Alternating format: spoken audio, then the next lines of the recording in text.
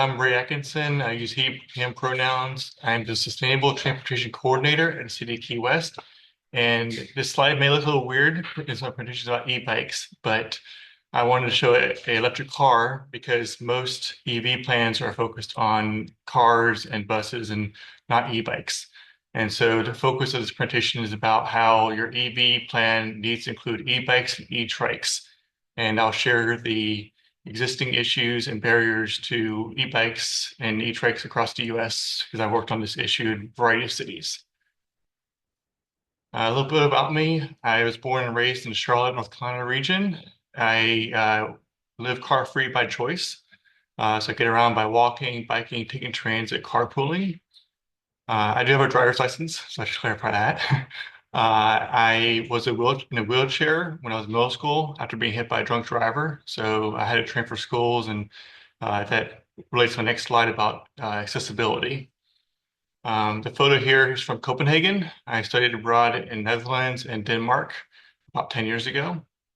And e-bikes is a lot more common there. So I'm trying to bring European perspective to the United States. I moved to Key West on Christmas Eve last year, so it's a great time to move here during winter. So I look forward to summer coming up.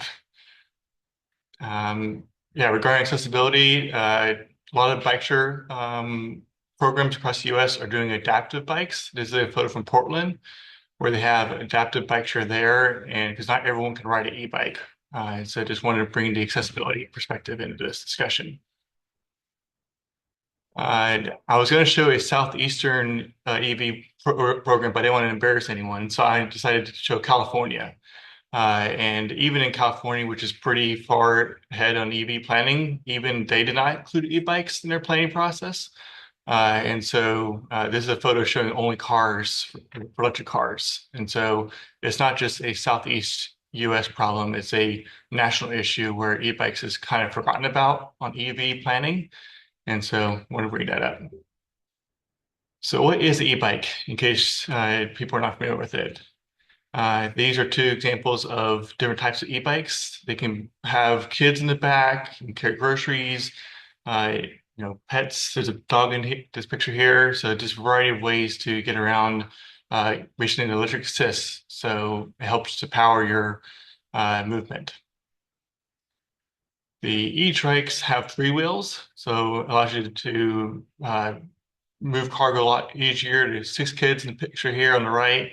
And then UPS is doing trikes as well with getting away from the big vehicles. They're having their e-trikes as well. Here's an example from New York City where UPS is doing these supersized cargo bikes to transport their deliveries. And you can see how much space is used for this, and it's all electric powered. If you want to learn more about cargo bike movement, there's a really good documentary called Motherload, which is one of my favorite documentaries. It looks at how there's a movement going across around the US and around the world to basically live car free using cargo bike movement. I will say, as much fun as e-bikes are, there is a need to make sure that they don't catch on fire. New York City and a variety of cities across the country are creating policies around how do you educate people and make sure that homes don't get burned down due to e-bike fires. And so I just want to bring that issue up that there's a education needed around e-bike charging to make sure there's no fires. And another issue is that a lot of bike shops will not repair e-bikes. I ran an issue in Key West where I haven't even brought my e-bike down here because no bike shop will work my e-bike. And so figuring out how to repair an e-bike when bike shops, a lot of them will not repair it unless you buy the e-bike from them. And it's basically a liability issue where the insurance for bike shop companies will not, or bike shops will not get insurance to repair the e-bikes. Another issue is a lot of bike racks on the buses do not fit e-bikes. They are made for regular bikes, and e-bikes are usually too long for a bike rack. The limit is 44 inches for wheelbase from the bottom of the front wheel to the bottom of the back wheel. And for example, this picture here from when I was in Petaluma, California, my bike was too long. And so it would basically fall off the bus bike rack. And so 44-inch wheelbase and the weight is 55 pounds. A lot of e-bikes are over 55 pounds. And so there's some considerations on what kind of e-bike you want to buy. There are e-bike specific bike racks you can buy. You just need to make sure that you are purchasing the right bike rack that'll fit in the bus. So then the e-bikes can use it. This is one example of a bike. It's from Wing. They're based in New York City, where you can see 42.9 inches is the wheelbase. And so this bike can't fit on a normal size bike rack without needing a special bike rack. And I purposely looked for this when I was getting an e-bike. So and even like sometimes even the bike racks are full. Like this picture here from Lower Key Shuttle, which goes between Key West and Marathon.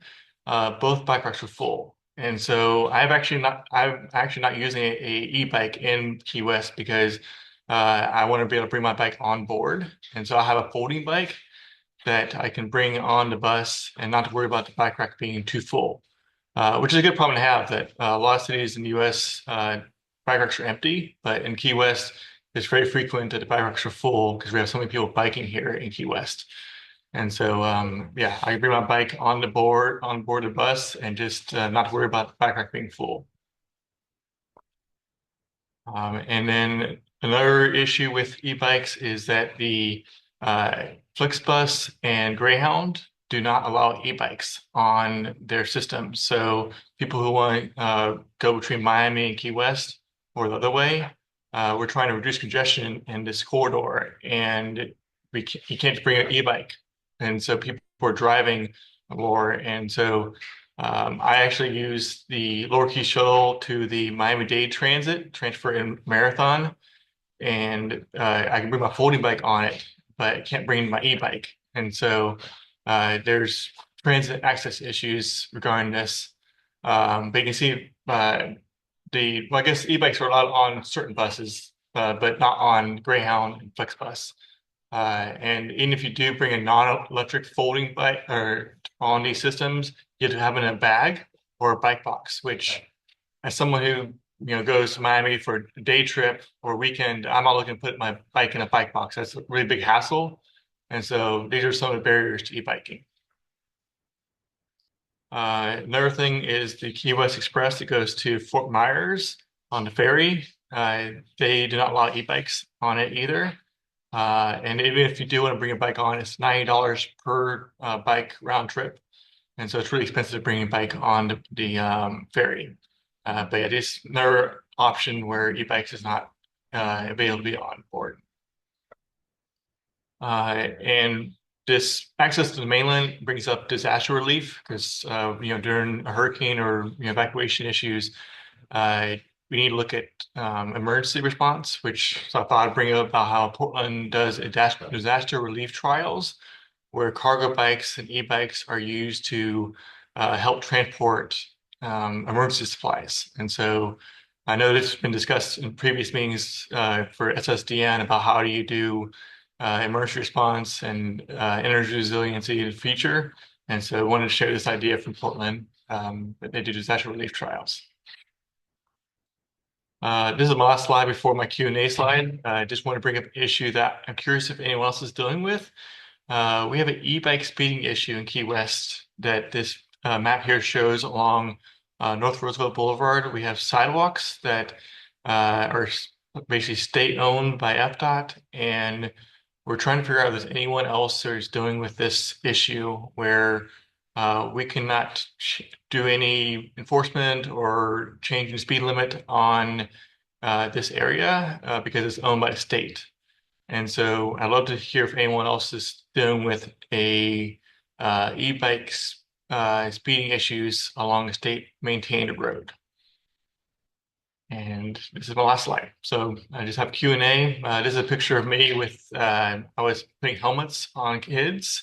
And that's part of our education for e-bikes because as you're going faster on an e-bike, you need to make sure you're wearing a helmet and people can be fitted with helmets. So Yeah, welcome your questions. I'll stop sharing so I can see your faces.